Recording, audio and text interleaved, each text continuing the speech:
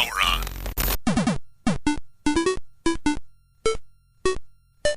Time for Game Talk. Woo! Your man of tomorrow is here, and it is time for, well, another one of those things that's one of my favorite times of the month, that being Game Talk, which for right now is still it's only for, the $5 patrons, only for the patrons, the dilettantes of the Triple Black Arts. It's still only available to you, even though I believe in the last Game Talk, I talked about the idea that my Star Wars update co-host Robin Freebeard, and dear friend, came up with about having the show move to Twitch. And it sounded like most of you were saying, oh yeah, totally do that. And we don't think we'd be missing out on anything. Even though I think also for the $5 content, I will update, and I'm not going to spend much time talking about this. We got to get into Game Talk, baby. This is a serious show, damn it. But I think we might get into having even with Twitch, even if I do the Twitch show, having a Q&A show that's just for the dilettantes of the Triple Black Arts. Just for the $5 level, we will have a Q&A available. That way, if you have questions for User Podcast, for Game Talk, or whatever, I will get to them, okay? And we will do them because I've already gotten a lot, and they really need their own place. I mean, in my opinion, they absolutely do. I mean, and it's true. I've gotten questions about Game Talk, and I'm even thinking about having some guests on Game Talk. I already put out the olive branch for one person who has yet to ever make an appearance on Sovereign Tech, actually. So, or at least not in audio form. May have been at the Hangouts, but that's about it. So anyway, let's get into Game Talk. We got some really cool things to talk about, and we do have as usual, as I really wanted Game Talk to be in the first place, is very much a review show of... Well, I mean, I'm very much into classic gaming, so a lot of them would be of classic games, maybe ones that you missed, or if you're not a gamer, maybe this is the direction to go in. And because, well, we could talk more about that later when we get into the game, but I think that Nintendo is really making it possible for people that aren't gamers to get into gaming at really a low and very reasonable price in comparison to everything, else that's out there as far as consoles and PCs and so on. That being the 3DS. I know they say, well, that's just where kids will get into it. Well, I think most of the great games, most, have already been made, and a lot of them you could easily play on a 3DS. So, if you want to hash out $120 or whatever for one of those, and then a few bucks per game for one of these great games, or you could just rock it on an emulator, of course, totally for free. But, if you wanted to do that, wouldn't be a bad idea. But we'll talk about one of the all-time classics, and I mean that. I think this is an absolute classic. We'll talk about that when we get into our review this month. I'm so used to saying this week. It's this month. But before we do that, we got a little bit of news to get into. And it's shit that actually matters to me, I mean, we could talk about, the PlayStation Classic's already been hacked. Everybody's getting into that. Me personally, I don't care how hacked the system is. It's not worth $100. There's just no way that the damn thing's worth $100. A PlayStation 2 with free McBoot, that's worth $100, not the PlayStation Classic, okay? Just straight up. And you don't even have to pay $100 to get a PlayStation 2 with that, with free McBoot loaded on it so that it's soft modded.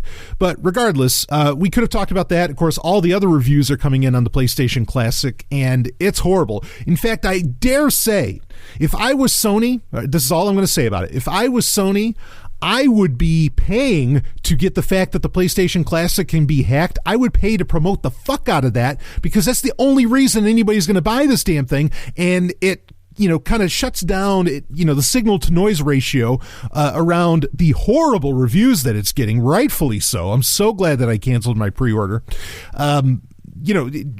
Just cloud all that out, fuzz all that out with all this news about how it's getting hacked. It's the best thing Sony could do. I mean, this is ugly, ugly shit. Sony really phoned it in. I think that if you were someone who was looking into getting into a new console, even though it sounds like there's going to be some kind of new consoles coming maybe next year, like from Microsoft, we'll see. And then there's some news of the PS5, which that's another thing Sony needs to do. You better be promoting the fuck out of the PlayStation 5. Get some kind of news out there, because the PlayStation Classic is killing you. Here's the thing.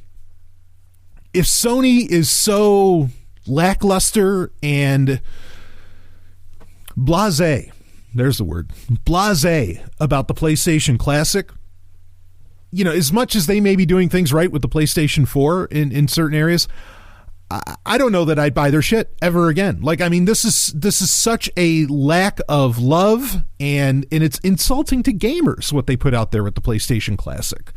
I mean, the price alone's kind of insulting, but for what you got, but not good, Sony, not good. Anyway, that's all I want to say about Sony. I mean, something that will be available on their consoles, but also on just about any other console as well, including Nintendo Switch, actually. It is confirmed that it will be available for Nintendo Switch and PC, of course, which is thankfully a very important platform these days. Really excited about this, but it was at Game Awards, or 2018 Game Awards, that Ed Boon, hero, Ed Boon comes out for, of course, he runs NetherRealm Studios, which we all know what NetherRealm Studios does, and you better believe it, he announced and they played a trailer, and wow, what a trailer, for Mortal Kombat 11, coming out April 23rd, and that is a global launch date. Holy shit. And I mean, he talked a little bit about what's going to be possible in it. Well, here I'll read the quote from Ed Boon. The all-new custom character variations give you unprecedented control to customize the fighters and make them your own. The new graphics engine, showcasing every skull-shattering, eye-popping moment, brings you so close to the fight you can feel it. And featuring a roster of new and returning classic fighters, Mortal Kombat's best-in-class cinematic story mode continues the epic saga over 25 years in the making. Now, I got a lot to say on this. Okay, first off, you watch the trailer, link is in the show notes. I mean, it looks incredible, right? I mean, it really does. In fact, I don't think the old 7559 Dell here is going to be able to handle playing that. We're going to have to figure something out because I want to play this. Okay, little history of me and Mortal Kombat. I am a huge Mortal Kombat fan, and not just of like the movie and the TV shows and all and the cartoon and all that. I am a major fan of Mortal Kombat, have been, as far back as I can remember as far as gaming goes. I mean, that's how long Mortal Kombat's kind of been around.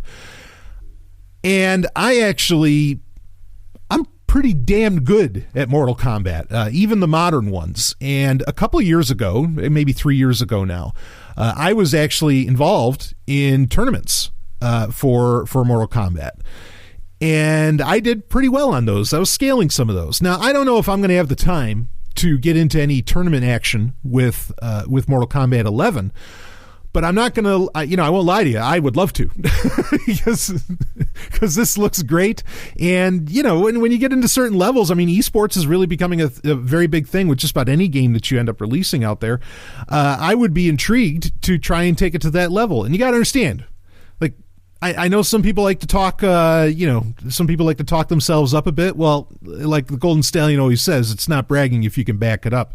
And I'm pretty damn good. So I would really like to try my hand at this. But anyway, I did well with Mortal Kombat 10, the whole thing. So, yeah, I might get into some tournament action with this. Now, the irony there is that I actually generally hate multiplayer in games. Like, I usually hate it, especially, full-on online multiplayer. In-person multiplayer is great. When the person's sitting next to you, I'm totally supportive of that.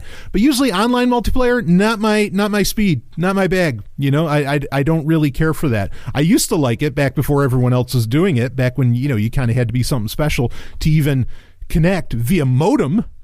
Okay, in DOS, no less, to play Rise of the Triad or something. Yeah, I loved multiplayer then, but once everybody was able to do it, well, no wonder why, these environments that you go for online play are so fucking toxic because, you let all the idiots in. You used to have to be intelligent to be able to even, like I said, to even be able to connect with each other, but now you let all the idiots in. Anyway, in Mortal Kombat, I could take them all on, so I don't care, but... But the funny thing is, kudos to NetherRealm Studios, of course. Kudos to Ed Boon. Of course, Ed Boon and Tobias, right? Noob Saibot, right? That's where the name comes from. But anyway, regardless, kudos to them for taking single player dead serious. And they highlighted that. It's like, our epic storyline single player mode, fucking right. And that's what's so funny is that Mortal Kombat is the rare major game that comes out to this day that totally takes offline play, single player play, deadly serious. But then it's also the same one that I want to go that I want to play online. Which is just ironic. So anyway, this game looks intense as fuck. April 23rd, I think that's an exciting date to come up. If I do play it, it would end up being on PC. And I'm so excited that this is happening. And, another nice thing about this is Mortal Kombat 10. When did that come out? 2015? Maybe 2016, something like that. Like, at least this isn't on that yearly release schedule. And, you can't do that. I don't think you can actually do the yearly release schedule when you have to have a fucking amazing, offline or not offline, but single player mode. Okay. Some people might want to bring up Assassin's Creed, but let's be honest here. That's not exactly the most epic shit in the world going on anymore. Right. People are really tired of that story unless you're just some kind of diehard. There hasn't, I don't think Assassin's Creed has really raised any sales in anyone's mind since Assassin's Creed 3. I know some of the games have been really interesting, dealing with Egypt and all this other horse shit, but let's be honest. I know Assassin's Creed 4, I actually played that for a little while, and that was kind of cool. That was the pirate one, right? But Assassin's Creed 3 was the last time that game series really garnered any serious attention. Kudos to NetherRealm Studios for not falling into that yearly cycle. I hope they don't fall into it next time, because to pre-order this game, if you want just the base game is $60, nothing crazy about that, but if you want to get the premium edition, $100 straight up, $100. Now, I have Mortal Kombat 10, and when that first came out, I paid I think I paid $80 for the premium edition. So, you're gonna pony it up. This is not something that we'd want to have come out every single year if you got to pay that much. So, regardless, Mortal Kombat 11, April 23rd, on its way. But speaking of, some classic gaming, because boy, Mortal Kombat is as classic as it gets, right? And it's changed in kind of presentation, but not that much, right? Anyway, but talk about some classic gaming. Let's talk about our next story. And this actually got brought to my attention by Robin Freebeard, of course, the Sovereign Tech co-host, especially with the Star Wars update. And this is, hot damn, is this cool? Let's call it, so actually December 11th, this year, 2018, was the 25-year anniversary of Doom. I can't get over that. We were celebrating on Sovereign Tech. We were celebrating 20 years of Star Trek Insurrection, right? When that came out in 98. Well, here you go. 25 years instead of 20 years, 25 years. We've got Doom. I was actually tempted to do a Patreon post about that because little known fact about me, or actually it's not so little known. I think a lot of people know this. I used to wake up almost every day to the opening title to Doom, the whole thing, because I just thought that was the most intense. I remember the first time I booted that up on my 386 DX, baby, and I had a 386 SX, I had a 486 DX that came after that. Anyway, quick story. I remember, so I had a 386. Okay, I was very young, very, very young, and I remember when my uncle, he worked at a tech company at the time, and he kind of built my first 386 for me out of those spare parts, and it was my computer. I love the Commodore 64. My whole family would, that was the family computer, the Commodore 64. But the 386 SX, my little brother was supposed to be able to use it or whatever, but no, baby. That was my computer. And I have pictures of me, not with the 386, but I didn't understand this really at the time until a year or two after. But I remember when I was like, oh, can I get it upgraded so that I can play Wing Commander and so that I can play, so I could play Star Trek Judgment Rights and everything. Because I went I was in New York City, and I bought the Judgment Rights, the big deluxe edition set, which we're going to talk about a deluxe edition set here in a second. I bought that, and I found out I couldn't play it. I could play Star Trek 25th Anniversary, but I couldn't play Judgment Rights on my 386. And so for whatever holiday it ended up being, my uncle took the computer away for a little while, and he slapped in, like, he upgraded it to a 486. Thing is, he didn't really just upgrade it to a 486. It was pretty much a whole other computer, more or less, that he put there. And I didn't really grasp that at that age, at the time, what was going on. I thought, like, oh yeah, you just throw in a whole new processor architecture, right? But no, he put in a whole new computer, and it's really sweet of him. When I finally figured out what he did, like, I thanked him years later, like, wow, thank you, because that 486, man, that's where I started rocking out TIE Fighter. That's where I was rocking out all the greatness, on that. Oh, what a dream. I skipped the whole Pentium thing. Like, I never touched a Pentium, because in 98, I went right to the iMac, and I didn't touch a Pentium again until, actually, I didn't touch a Pentium for a long, long time, because I went AMD. When AMD came out, the Athlon 64s, I was all over that. But, well, I mean, this is kind of relevant to Game Talk. But anyway, I skipped like a lot of that generation. I'd play on some friends' computers. Like, that's how I'd end up playing Quake, because try running Quake on a 486. I mean, give me a fucking break. So anyway, now on the 386, I remember the first time that, like, a couple of the first games I remember playing. I did play Wolfenstein. I did play, Wolfenstein 3D, because, well, of course, I'm ethnically Jewish, and, the idea of taking on Nazis, right? Even as a young man, or as a young boy, well, you get it. And, like, what was it? Aliens of Gold. Blake Steele? Was it? Or Blake Stone, not Blake Steele. Blake Stone, Aliens of Gold. Played that, played Rise of the Triad, and so on. But Doom was the legend, right? That was the legendary game. And even if, I liked other games better. Like, I thought Heretic was a better game.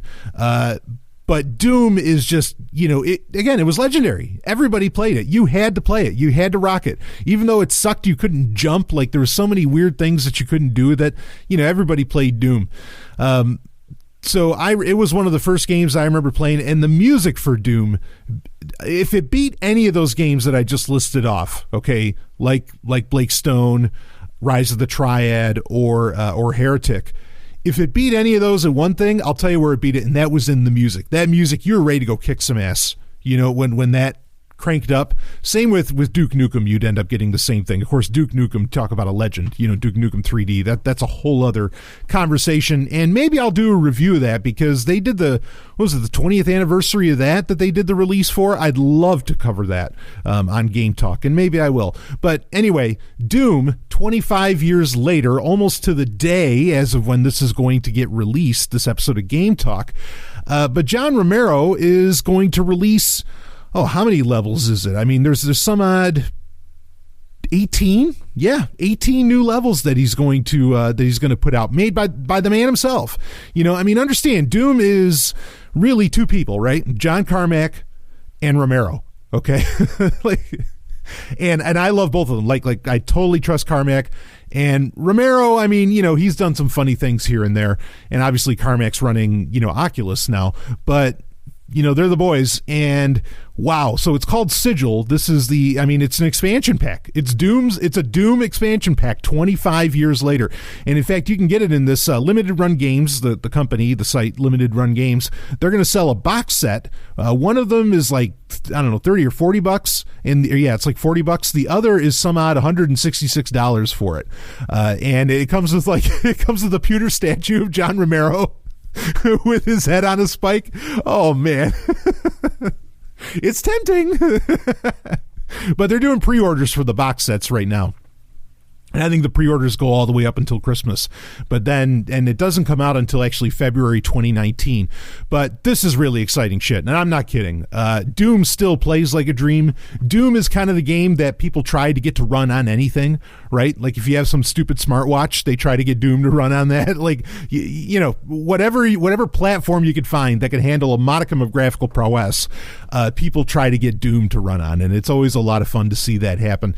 And, it's the standard bearer. I mean, Doom is what, like, at the time, understand this, PC gaming was a thing, it was a big deal, but it was a very different deal. And a lot of people, when they thought about video games at the time in the early 90s, okay, especially 25 years ago, all right, so what would that be, 93 or whatever?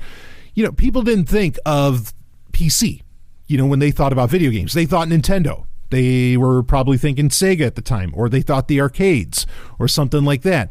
And you'd have a lot of times where, say, an arcade game, like particularly Mortal Kombat, like the best home version of Mortal Kombat that you could get was the one that was released for DOS back in the early 90s, because it had everything that was in the arcade game, the challenges, all that stuff. So sometimes you would get these things getting ported, and even like Mega Man, even though that looked weird, right? It had that weird cyan color or whatever, but you'd get these games ported to PC, and that would be kind of a rarity. The thing that but they would really try to get all that onto PC. The thing that would never fucking happen is that a PC game that was originally for PC would end up getting ported to the consoles. It usually never went that direction. It'd go the other direction, console to PC, but not the other direction. Doom was very much, I think, the first game to really go the other direction.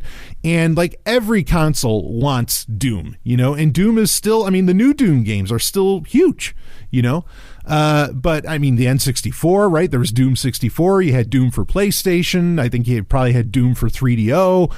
Anything that you could slap Doom on, and they would put little, flourishes and improvements upon it, and they'd make it happen. But nothing beats the classic. And to add on another 18 levels, Romero released maybe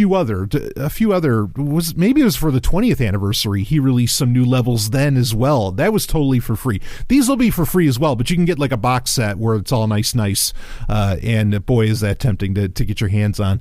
But I'll play through all of them. I don't care. I can still rock Doom with the best of them. And I'm happy to do it. So anyway, the link is in the show notes if you want to find out more about that. And also, if you want to pick up the box set or something like that, it's all pre-order right now. You get, there's some interesting things. You get there's floppy disk themed USB discs and everything. It's slick. I got to give them that. That's a really cool release. And I like the fact that you get these. I personally, I love getting these. I think these physical releases are cool. There was a time where I wasn't so into it, and I liked that everything that I own could effectively be in my laptop. But, I'll tell you what convinced me. When you get your hands on a totally new, granted this is, we're talking about something different here, and this isn't like a physical, you're not getting the actual floppies, right? They're really a USB drive, but they look like a floppy. But when you get a new Super Nintendo game, right, and you slap that in to a cartridge slot, whatever that happens to be, if you're, playing on a Retron 5 or something from Hyperkin, or if you got the analog Super NT, whatever the fuck you're doing, when you slap that shit in and you boot that up and it's a new game, right, like Unholy Night or something like that, or the R-Types that came out from Retrobit, there is no feeling like that. And when you have the case and you see the case and all this, I don't know, it's nostalgia, sure. But then it's more than that. It's like when you see, I don't know, a Model T, or somebody's driving like a 48 Packard down the road, right? Or you see like a Dodge Power Wagon going down the street, from like a 42, something like that. When you see that kind of, you see something and you just go, that is built to last, and it's an indelible memory. It just hits you. And I feel like these box sets just kind of make things seem, certainly they literally are more tangible, but there's a feeling that comes with it. And it's not just this nostalgia. It's, that exists in the real world. And I think there's some real psychology around this, and that it's something unique. Like, for example, I'm waxing kind of philosophical here in this game talk and going way off the script of what I planned, but let's talk about this. I can't tell you, I've said this before on Top and Tech Prime. I can't tell you how many fucking video games I have. I have lost count. Now, I'm not saying, oh, gee, yeah, maybe I've got 100 or maybe I've got 300 or something like that. And wow, you can't look at them on a shelf and you can't lose count, and you lose count. Now, I only have a few that have any kind of physical copies. In fact, I could probably list them off. I know I have the R-Types. I have Unholy Night. I have Little Medusa, which is also a new Super Nintendo game from Mad Cat Games. I have Tech War. I have the DOS version on CD of Tech War. That might be all of them that I've got that are physical. I'm actually, there's probably a few more. But Now, digitally on GOG, on Steam, on EA, on Origin, on Go Down, on Itch, and so on.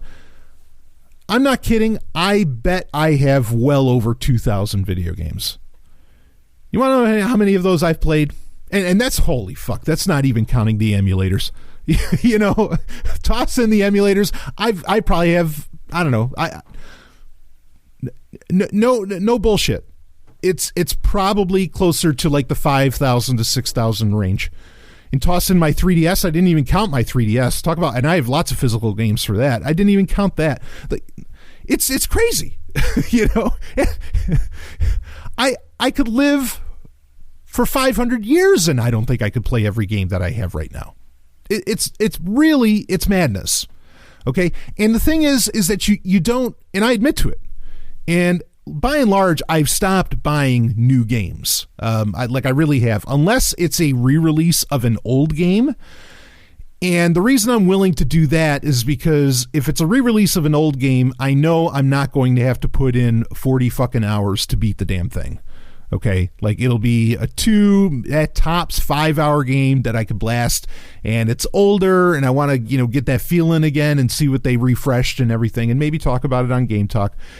And I'll it's easy enough. I'll be done in 5 hours. Okay, because I'm again, no boast, but I'm a pretty damn good gamer. Okay, there's a reason I identify with it first and foremost, because it's something I'm really goddamn good at. So that I don't mind, but like I would never buy a new Final Fantasy game. I would never. There's so many of these games. I'll just never.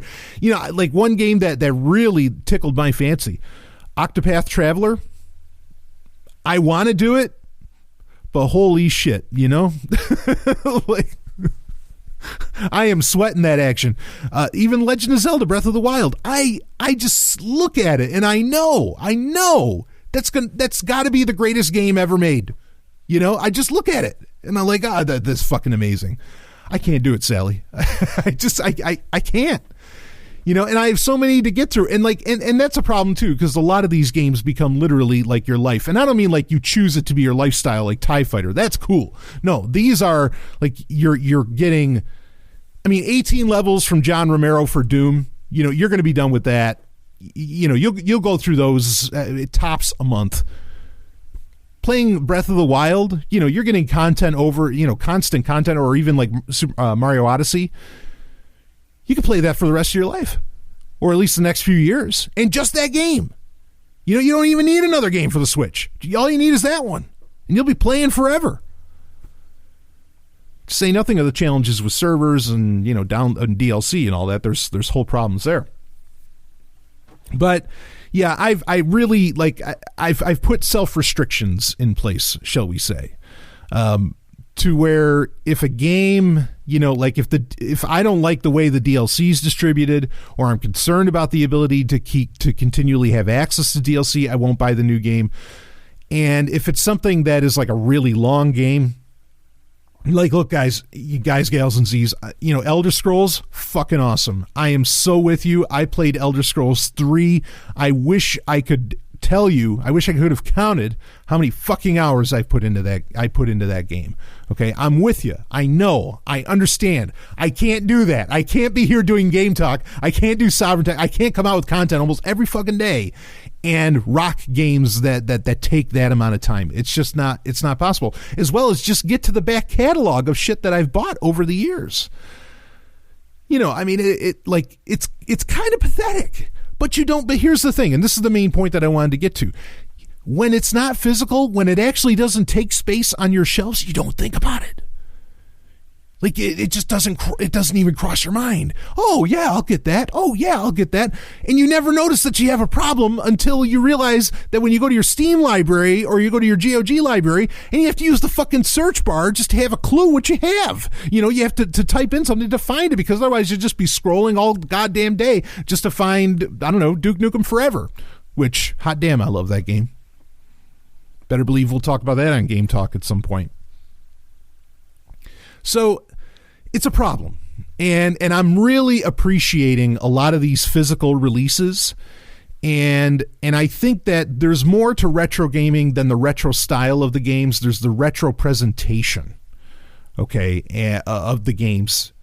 And I think that may be something that's just as important, where these games were not trying to take over your goddamn life.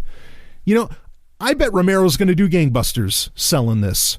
He'll sell, like, even the what do they call it? The Beast Box. That's the one that's $166 for these 18 new levels called Sigil, the expansion pack. He's going to do great money on that. A game that's 25 years old. I don't know, there's a problem in the gaming industry. Like, it's oversaturated is not a strong enough word for what's going out there. And I hate to say that as a game developer myself, who's been working on his third game for the past 3 years. Okay. Like, I don't want to say that, but shit, you know, and like, I'm to the point, I almost don't want new games to come out. That's why I review older games on this, because I cannot believe, just like books, who the hell needs new books? There's so many books to read. I have spent so much of my life just watching old TV shows and all that. I mean, the only way I'm able to get through any kind of book collection is because of audiobooks, and I can listen to a book inside of like anywhere between 2 to 5 hours in a day. And I could do a couple books a day. All right. I have that ability because audiobooks allow you to multitask, one, so I can still work and listen. But also it's faster. You know, I can listen to it faster than I can actually read it. But there's so many books that I've never read. You know, I haven't read every book by A.E. Van Vogt, and I damn well should. You know, it's practically a criminal. It's a criminal act to call yourself a science fiction fan and not have read every book by A.E. Van Vogt. That's how I feel about it. The point I'm making is, if me, who, especially, you know, before I went into the military, before my 20s, okay, if me, who had tons and tons of free time, way more free time than might have been healthy, okay, let's put it that way. I mean, actually, having tons of free time is a great, I'm not saying it's unhealthy. You get my point, all right? Somebody who had so much free time, who had the wherewithal and the resources to consume as much as he could, and boy, did I. For me to have not played some of these classics that I like to cover on GameTalk, for me to not know about some games that, say, a patron tells me about, like Mole Mania or something like that, like, how did I ever fucking miss that? It's one of the greatest games ever made for the fucking Game Boy. It's incredible. If you haven't tried it yet, try it. I'll get to it in a future GameTalk. Okay, but that's my point. Like, there are so many great games that have already come and gone, or that you could still play to this day. To suggest buying a new game, unless it's something so fucking unique, which I would hope my games are, but besides the point, okay? That's just me being shameless. Yeah, I'm shameless. Somebody cue Garth Brooks for me. But the concept of buying new games, that's outrageous. Like a literally new game? Fuck no. You know, like, there's no point. You know, because there's so many great ones that are still great to this day, that still play like a dream, that I never played and that I never went through stem to stern, you know, and I don't, maybe that's not right of me to think. Who gives a shit, you know? But I want to be able to have the conversation with people. And I think others feel this too. That's why they watch Angry Video Game Nerd. It's why they watch Nostalgia Nerd. It's why they watch Gaming Historian. Go down the list of the 8-bit whoever. Go down the list of the guys and gals and Z's on YouTube that are the most popular. And a lot of it is just all retro shit. It's all retro shit. Either because people want to feel that nostalgia, or maybe they have a feeling like I do where they think, I mean, because that's another popular thing on YouTube, right? Is to where it's like a Cliff Note version of some major science fiction franchise, like, so that you can seem like the cool nerd. Here's the Cliff Notes on everything you need to know about, I don't know, the original Battlestar Galactica. These are popular things, videos with millions of views that cover like this encyclopedic history inside of 15 minutes of whatever the hell you want to know about when it comes to something in pop culture. Okay? So I think other people kind of feel this too, you know, that I should know that. Like, I should have this understanding of history. And if that's how they feel, that's great. even when it only has to do with gaming or pop culture, you have a sense, a desire, a need. You feel a need to know history. That's beautiful. That's one of the most beautiful needs that a person can have. You're not just a historian. You are an explorer. Bravo. You're doing it right, in my opinion. I feel the same way. I know that need. I have to know. People don't get it. This whole history thing, I know people love it when I talk about history. They love it. I mean, whatever kind of history it is. It could be history of, again, pop culture, science fiction or something, or it could be history about the fucking Sumerians or the Egyptians or something like that. I know when people love it. Look, you got to understand, why do I know anything about any of that? Why do I have all these tidbits of knowledge? Because I fucking have to know. There is a drive in me that I can't control, that I've got to know, and I want to know everything. Too few of us have that, but it does seem that more are getting it. And maybe it's because the younger generation, the millennials, maybe it's because the millennials know, maybe they are seeing through the simulation and simulacra or whatever, they are seeing through the bullshit, and they recognize that what's getting put in front of them, this shit ain't real. Not all of them, but a lot of them are recognizing this shit ain't real. Give me something visceral. Give me something real. Give me something with feeling. Give me something with soul. How dare an atheist say that? But I did. Give me something with soul. And I know younger people who absolutely, they are hungry for the old stuff. And it's the most beautiful thing to see. And I just want those people in my life, I don't care what age they are. I just want them in my life.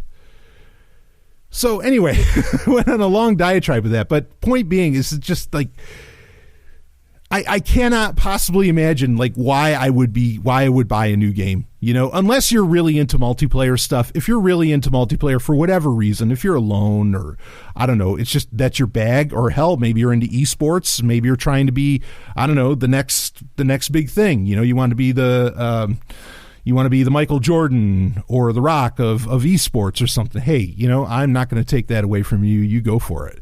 But that's not my bag. But outside of multiplayer, I can't grasp it. Really, have you really gone through Final Fantasy II? The new edition or the newer editions of it are beautiful. Have you really played? Did you really play Chrono Trigger? And did you really play Chrono Cross? I know you people were saying, oh, it's not as good as Chrono Trigger. What the fuck could be? It's still a great game. Have you played all the Arc the Lads? There's so many great things to get into. There's no purpose to buying a new game. I hate to say that, but you might as well just keep buying the old ones. Have that foundation of these great games. And look, they don't make games like this anymore. You tell me the game, 25 years from now, you think people are going to be asking for, oh boy, I want some new missions for Call of Duty Black Ops? No. It's because there's something special around the classics. That's my opinion. I can't exactly explain it yet, but I will soon. That's why we do this. Anyway. Okay, I talked way too long about that. What I really want to get into is our review. Talk about a classic game, a game that I think a lot of people today certainly ignored. In its day, when it came out, which was 1994, the reviews for it were through the roof. And I mean that, through the roof. We're talking 9 out of 10, 89%, 8 out of 10. I mean, 4.5 stars out of 5, from pick your fucking publication. All of them were giving this really, really high marks. And it's a Game Boy game, an original Game Boy game. Now, it also, let's be clear here, it wasn't just an original Game Boy game. It was also one of the rarer Game Boy games that was optimized and had special features or special colorizations when you plugged it into the Super Game Boy, right? Which the Super Game Boy was the cartridge. And this is such a cool thing. To this day, it's still such a goddamn cool thing. It was a cartridge that you plugged a Game Boy cartridge into that you could plug into your Super Nintendo, and then you could play the Game Boy game on the screen. How fucking awesome is that? It's fucking awesome is what it is. I mean, that is so cool. The Super Nintendo, I mean, a lot of people think, wow, and myself included, wow, it was so cool that the, Sega Genesis had the Sega CD and the 32X and all these add-ons.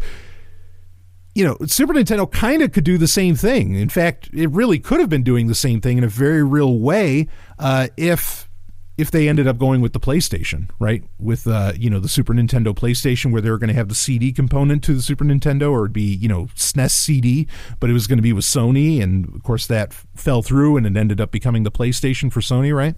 I mean, that would have been what a killer system, but the viableness of the Super Nintendo to this day, again, we were just talking about how cartridges still get made for it. The fact that it was a Super Nintendo as well as effectively a Game Boy. I mean, what a powerhouse. There's a reason that system was so goddamn dominant, and this is another one of them. So, but anyway, this came out in 1994, and the game is just called Donkey Kong. Now, before release, it was called Donkey Kong 94. I will continue to reference it as Donkey Kong 94, and it is a game that I will, whenever I talk about it in, regular conversation in the world, even though I don't end up talking about this stuff that often with other people because I don't have any friends, but or at least I don't have many. That's what I would call it, is Donkey Kong 94. So you instantaneously know what it is. Now, it is a somewhat of a port of the original 81 Donkey Kong, which was the smash arcade hit at the time. And, still a game that gets documentaries made about it, right? Like, King of Kong. And it's still one of the biggest competitive games in the arcade industry to this day, 30, 40 years later. I mean, it's really legendary. The interesting thing to note about Donkey Kong, and I wasn't really aware of this either. So there have been versions where, it wasn't really a port, where they actually took the, arcade edition of Donkey Kong and put it purely onto a console or some kind of home unit. That did not happen until it got released on the Nintendo Switch recently. Otherwise, it's all been restructuring, and reformatted versions of it, kind of like what happened with Pac-Man. Of course, most legendary with the Atari version of Pac-Man, how bad that was, right? So, so that's interesting that Donkey Kong has never really had a home port job done. Now, Donkey Kong 94 is probably, if you were to count versions of that game, this is really a deluxe version of that game. You could have called it, in fact, I would have loved if they did, kind of like with Super Mario Brothers Deluxe, which we reviewed in the last Game Talk.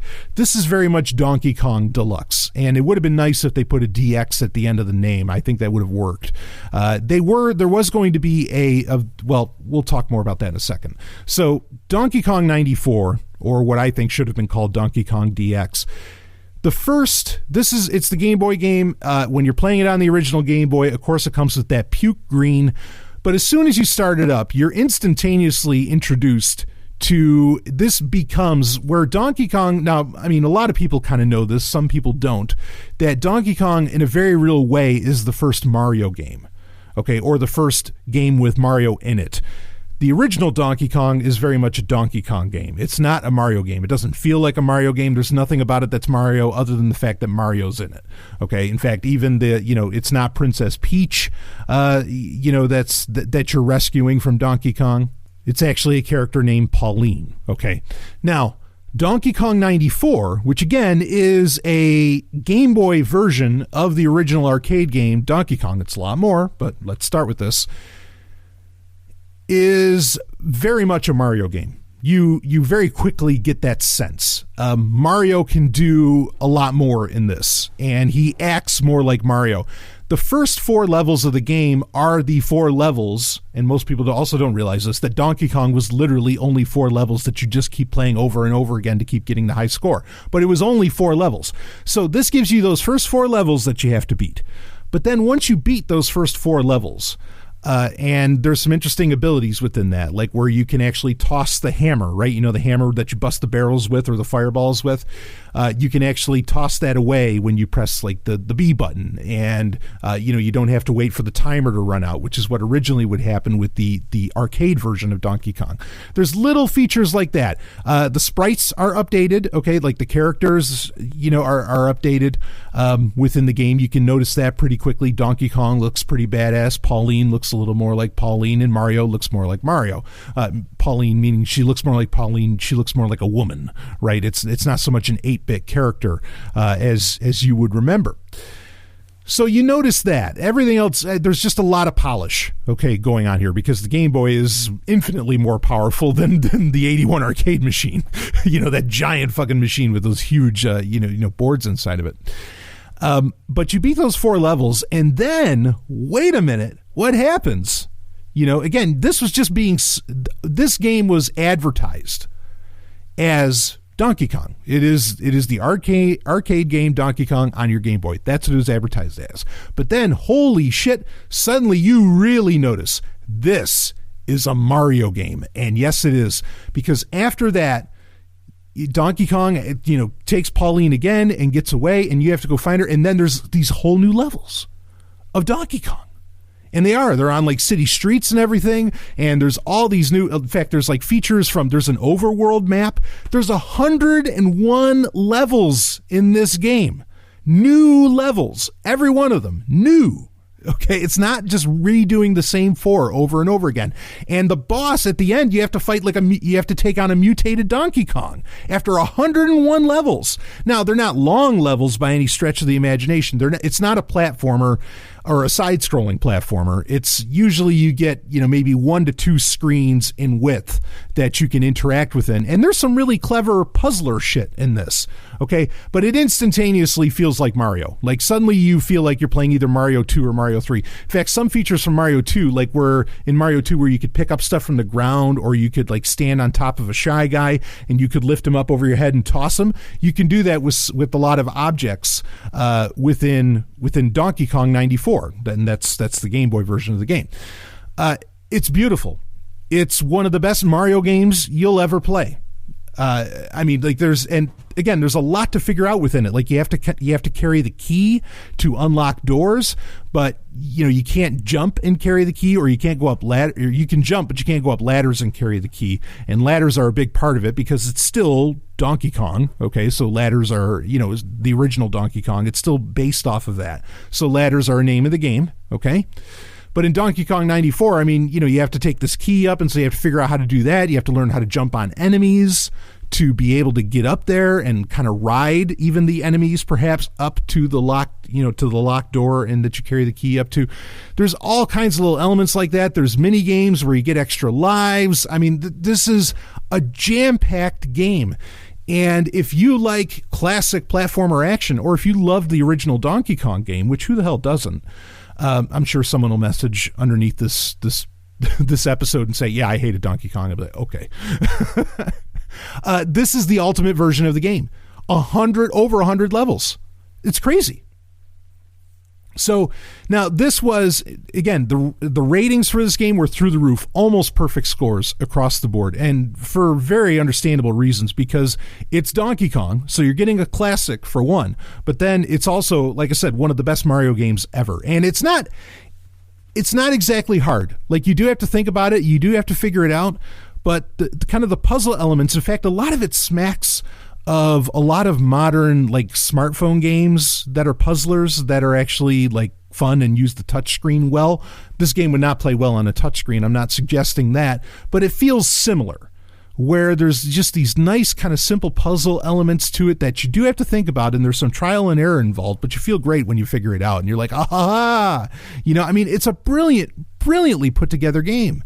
And I think most people don't even know that it exists. They've never even touched it. And we're talking about the same people who've probably played every other Mario game. They love Mario games, who probably loved the Donkey Kong Country games. I sure as fuck love the Donkey Kong Country games.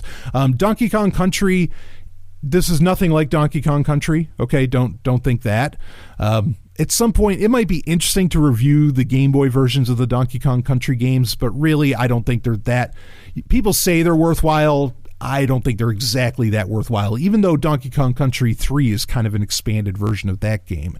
But You see Donkey Kong Jr., not Diddy Kong or anything like that, but Donkey Kong Jr. makes an appearance to help out in certain levels of this game. I mean, it's a fully fleshed out. I really wish they would have called it something other than just Donkey Kong. They should have called it like Donkey Kong DX. It is the ultimate version of Donkey Kong. And the graphics are great, especially for the Game Boy. Like, everything looks really cool. Like I said, the sprites are updated. You easily tell that it's Mario, and it instantaneously, especially with a lot of the mini games and just your abilities when you get into the game, it really feels much more like a Mario game. Even within like the first 4 levels, which are the direct translations of the original Donkey Kong game. Like, if you play the arcade game of Donkey Kong, if you jump from one platform, say, to another, and the distance of how far you have to drop is like anything more than anywhere between a millimeter to a centimeter. In the arcade game, you die. In this one, you don't. In fact, like, there's an animation where Mario will fall and it'll look like he kind of broke his leg. Seriously. But you get back up. You're just down for a little bit, but you don't die from it. Or if it's not so big of a leap, you still do okay. You still end up jumping and you just kind of land with it. And that makes the first 4 levels a lot easier. I'm sure they had to put in that mechanic because that's how it works throughout the rest of the game. Same deal, where if it's not too crazy if it's a crazy distance that you fall from, generally you don't die. I think there might have been a couple instances where I might have died. I beat the whole thing. I went through all over the 100 levels on it, went right to Mutant Donkey Kong, and that was amazing. And just did this recently. So, but in general, yeah, I think there might have been a couple of levels where I did die from the fall, but usually you just land and you'll be there. You have to pause for a second. Hopefully, none of the enemies on the levels get to you when you're, just there with your broken leg. But it's not it's really, like I said, it's not that hard of a game. So it's another one where if you are not a gamer, or if you just want to slowly break back into gaming again later on in your life or whatever, this is another one, just like Super Mario Brothers DX, even though we explained the problems with that, but it's particularly more like Super Mario Land, which we covered in the very first Game Talk. This is a game in that vein where it's a great reintroduction or introduction to video gaming. I think Nintendo is, and you can get this on the 3DS. I have it on the Virtual Console, and I think pretty much it's not, I didn't see where, like with Super Mario DX, there were some features, Super Mario Brothers DX, or Deluxe, there were some features removed from the Game Boy Color version of that game. This one, I didn't see where there are any features removed at all between the original, cartridge version of Donkey Kong 94 and the Virtual Console version of Donkey Kong 94. It is, what I was going to say is that really, I think Nintendo is brilliant in continually supporting the Nintendo 3DS family of systems, because there's games like this that there's just no modern equivalent, and there aren't. That can pick up like that, and that you can have, that have the simplicity of play, like you don't use anywhere near all the buttons. It's very basic. It feels like classic Mario. I think a lot of people miss this game, and it's a shame because, again, it does play like a classic Mario platformer, other than it's not a pure side scroller. For Nintendo to allow this to continue to be introduced, or, for continually available, is a beautiful and brilliant strategy, in my opinion. And it's not just about kids getting back into games. I think it's also about adults possibly getting back into games, with the 3DS. I stand by this statement. I've been saying it for years on Sovereign Tech, and the 3DS has been out as long as Sovereign Tech has existed. It's the best system on the market today. It still is, as far as value proposition especially. But everything that's available on it, the way that it's available, you don't have to, Switch Online, I get it. Like, I'm not complaining about Switch Online. I understand the offering that you have to keep paying a subscription fee, which is a pretty nominal fee, not a crazy fee, to access all these classic games. They have new features and everything, okay? I do like the 3DS model still better, where you buy the game, and then you can fucking download it, and you own it, and it's on that SD card, and you're golden. I still like that, and I still think for a lot of people that's the better way to go. I like the fact that my 3DS works beautifully. Once the game's installed, it has to connect online to install it. I understand that, but once the game's installed, it doesn't have to connect to shit. And I can just, I could play it all day long. It's a beautiful offline system. That appeals to my sensibilities. More so even than the Switch. I'm not knocking the Switch. Switch is obviously a great system, maybe the greatest system right underneath the 3DS. Even though I don't own one, I feel pretty confident in claiming that. I know there's people that love it, and I can see why they love it. It's a dynamite machine. But I think the 3DS, there's a ruggedness to it. There's just a beauty to its simplicity. There really is. And so the games that I've reviewed so far on GameTalk are all available on the 3DS. That's where I've been playing them and completely beating them to 100% completion once again. And it's so much fun. What a joy. These games haven't skipped a beat. It's not even necessarily a nostalgia play, because I don't remember playing this that much back then anyway. It's not really a nostalgia play. It just feels good. It's gaming as it fucking should be, in my opinion. So anyway, do check out Donkey Kong 94. Of course, the other way you can do it, just rock an emulator, and hook up your favorite USB controller to your computer or your Raspberry Pi, and away you go. You can certainly do that. And then some of the emulators are great because they would allow you to take advantage of like the Super Game Boy emulation, where you could put in the colors and everything. Then this game really shines. When you put in the color, it's a really, really beautiful thing. But the other way you could do it, if you want to do it portable, while you're kicking back on the couch, break out a 3DS and let it rip. So anyway, that's it for this Game Talk. Game Talk, like I said, I'm still figuring out how I'm going to make this work, where I love the idea of it being on Twitch and it bringing in new audiences and so on. Also, if you have questions for Game Talk, let me finish that. We'll see about how that's going to work. For right now, I'm not going to put it on video as I originally planned, because I want to figure out how to do it with Twitch and really make the video worthwhile. But because of that, I have extended and expanded the length of these episodes, because originally Game Talk was just going to be like a 15-minute video, similar to User, how User is only 15 to 25 minutes, but that's just audio for now. But originally I planned on these being very short, like episodes that just get full reviews and that you can watch, when these episodes where it's a review of a game and you watch it, and there's screenshots and all the stuff that happens. I won't be doing that, but because of that, I'm giving you longer episodes. I'm giving you like 1 hour, 30-minute to 1 hour episodes of Game Talk within the $5 tier, and you're the only ones that get access to these. But like I said, we'll figure out what we're going to do as far as streaming and having it on Twitch, because I think that's a brilliant idea. But for now, it's your Dilettante of the Triple Black Arts perk.